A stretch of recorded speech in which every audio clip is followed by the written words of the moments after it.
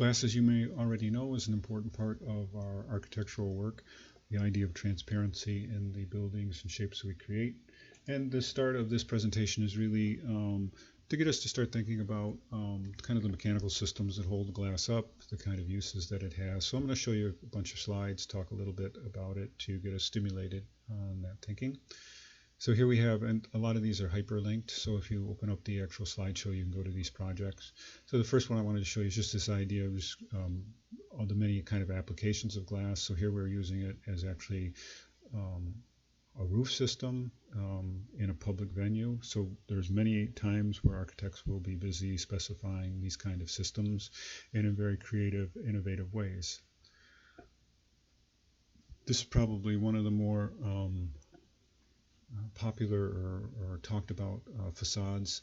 This is a double wall facade, and the idea of using parametric design to fragment or fractally represent it. Very complicated type of system, and I think we'll talk a little bit more about this later. So I guess maybe to elaborate a little bit, this is actually a mullion system, and we'll talk about that a little later on, but we have the idea that the glass is supported at its edge conditions, and why I'm saying that is because here we have now other kinds of support systems, and each one of those has their aesthetic to them, their value systems, their cost, and this is really kind of what we want to pay a little bit of attention to going forward with the next module, the one that comes after today's module that we'll be working on. So one of the big movements in contemporary glass is the idea of using it in innovative structural ways and using larger panel sizes. So we're really starting to engineer very high performance glass and of large sizes, so there's a lot we can accomplish with it. Here's a great example of a system of using glass as a structural system, a glass stairway, and really extraordinary amounts of feet of carrying load through the systems. So here we have, you can imagine this guy cantilevered out over this, what looks like a very lightweight glass system or fragile glass system. And you can see what supports it here. You can see this transverse element here. This is a beam coming out, cantilevered out from the wall, that's supporting the front part of that deck and the two ends of the stairway.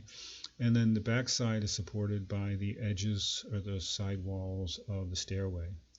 But we have a very rigid structural system that's also transparent.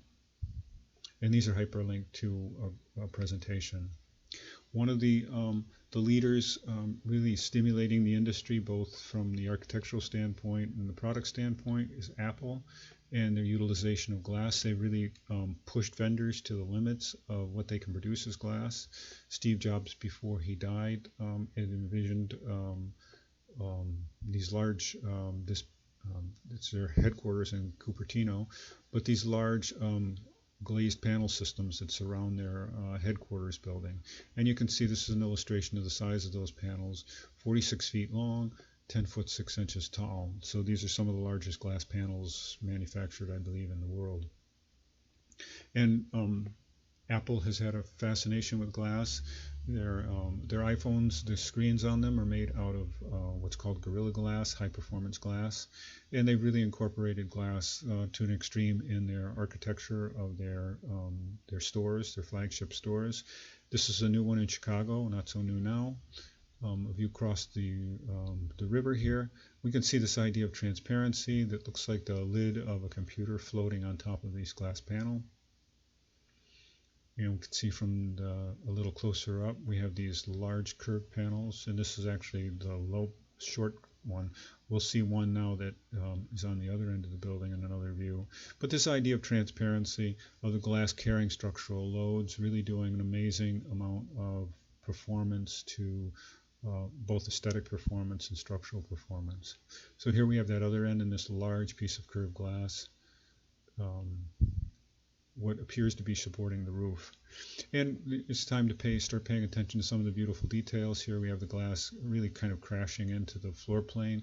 There's no support structures that come above the glazed area. So it creates a very seamless, transparent feeling. but it's not without a great deal of work. So here's close-ups that I took of the glass. What I'm trying to illustrate here is that this is not a single thick piece of glass, but it's made up of multiple layers of glass. So we have 3 sheets of glass fused together. Here's another section where it looks like we have 4 sections of glass fused together. This is a door.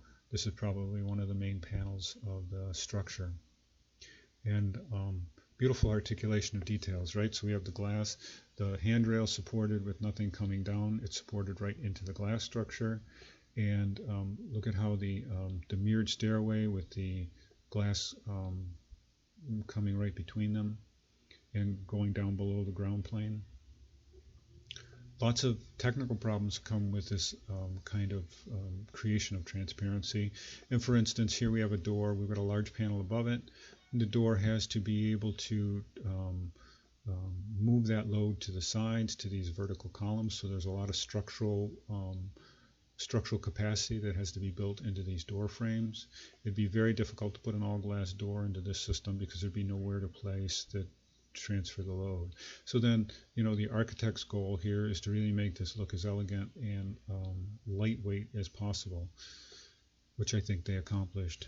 Another feat when you start to move into this idea of transparency are things that seem to be very difficult to create transparency, like an elevator with all of its mechanisms, and they managed to do it very elegantly here. So we have a cab that's made out of glass.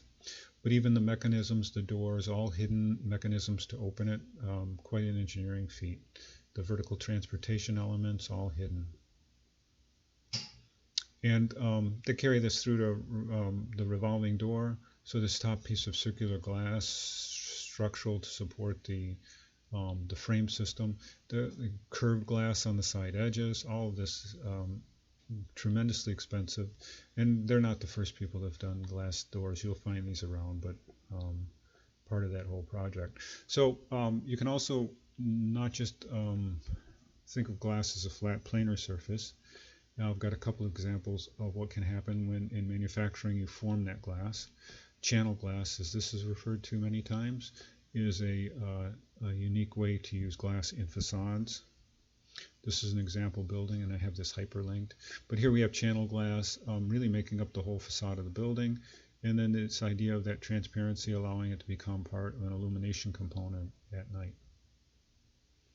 And form glass has another methodology. It's called slump glass. This Nike flagship store is used kind of an iconographic effect in the glass. Part of their design motif, and it's called slump glass at this point, where the glass is allowed to fall into a form to create its shape. And I picked up this detail because I thought it was very nice, but also it shows you this idea of the slump glass actually coming up to a flat area so that it has a common way of mounting. So formed glass. Silicone is probably one of the most important things that makes a lot of what we see possible. The ability to seal, to structurally hold in place, and to transfer loads between the glass panels. And why I say silicone is because it is a really high performance material. It is the go-to material when we talk about glazing systems. This is a Dow Sealant presentation that I stole some slides from. And we're looking at this idea between organic and inorganic sealant chemistries. And most of these, all of these are high performing, can be high performing, but none of them will be as high as pure silicone. And this idea of carbon-based, organic-based polymers is where longevity issues become critical. And in our systems, we build architecture to obviously last a long time, so this idea of sealants not degrading and failing is critical. These carbon-based products degrade from UV exposure from other organics in the atmosphere, so they can become very problematic relatively quickly. Why are we talking about sealants? Well, in this case, we're primarily, this is a glass presentation, but we use sealants obviously to keep air and water out, and we can use it between any two materials that we need to bring together. And glass and aluminum, glass and glass are typical what we think about when we're working with glass. So sealant properties, obviously it has to adhere to the surface. Silicone has a high adhesion to glass, which makes it really a very effective material to use for just about all applications involving glass. This idea of a modulus of flexibility in that material, allowing for movement, and so it doesn't damage itself, and that movement capability between the rigid materials, the glass and the aluminum, and in some cases having different coefficients of expansion. By that I mean the aluminum will elongate at a different rate than the glass will as the atmospheric temperature changes. And we don't want those two differences to not be able to be absorbed by the flexibility of our sealant. And then durability we really kind of already covered. Now, I'm going to cover a few slides about this idea of how these materials get adhered together with silicone. But I think it's important both for the idea of the architect as the site inspector, but also the one who details drawings. And drawing these correctly and understanding the implications of the way they're drawn are really critical to effective project management. 1/4-inch contact surface areas, important. This 2-to-1 depth ratio, important. Avoiding 3-sided adhesion systems and using backer rods or bond breakers. So in this case we have what could be 2 pieces of stone or 2 pieces of glass.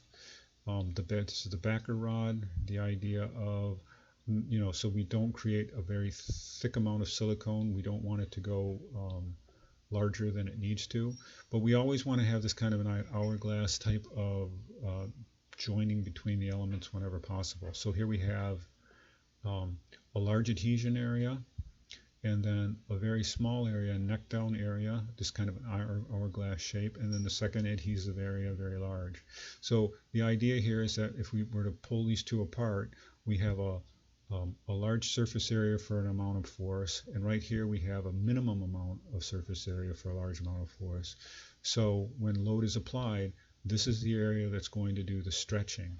And we want that to occur there. We don't want it to occur at the edges because we want these to stay intact under load. So we don't want our bond to fail. We want our silicone itself to fail under extreme loading, which really does not occur because these are really significantly overjoined. The amount of forces to pull it out are forces that it would typically never see.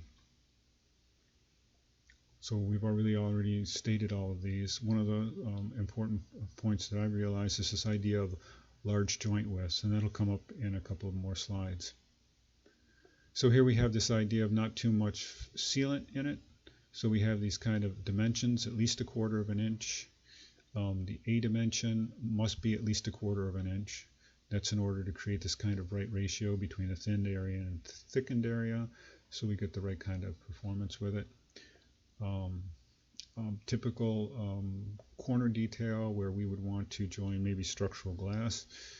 And so here we have this poor joint design, no bond breaker. We don't form this hourglass shape here, as you can see going on. So if we don't do it, we get this kind of joint, and this becomes very rigid in here, and the likelihood of joint failure at the edges goes up. And then this idea of a bond breaker in here. So we're not adhering at more area, and in this case it's not 3-sided, but it would be 3-sided if it was another element. Probably more detail than we need to get into in this introductory part of it, but some ideas of effective joint design. You can notice there's a little bit of a well, these are really just too subtle at this point. I would like to maybe point out what we're looking at here. These are 2 pieces. This could be a thermal pane glass. It looks like this is the sealing between a thermal pane, 2 pieces of glass, and this is typically a polymer that supports the load of the glass, transfers it to the aluminum frame here. The compression gasket pushes this tight to the front of the frame. where there's other gasketing material here, and then this idea of in order to seal this enclosure from water intrusion is the application of the silicone cap bead. And the sponge gasket is actually breaking the bond, not creating a rigid bond, three-sided rigid bond here. Let's see if we can point out anything here in the failures of the systems. So here we have too small a gap, or too small of surface area. This is under 1/4 of an inch, and I think that's probably, and then gray sealant is prone to discoloration. I'm not exactly sure what that's talking about there. This is the idea of being able to cover large areas. So here we have two pieces of glass coming together, not touching each other for good reasons. We wouldn't want to transfer, we wouldn't want hard on hard between glass because of the potential for shattering it. But we have a 1/4 inch and 1/4 inch bond between them, and probably a tape was applied in order to create a way to support that silicone while it was applied.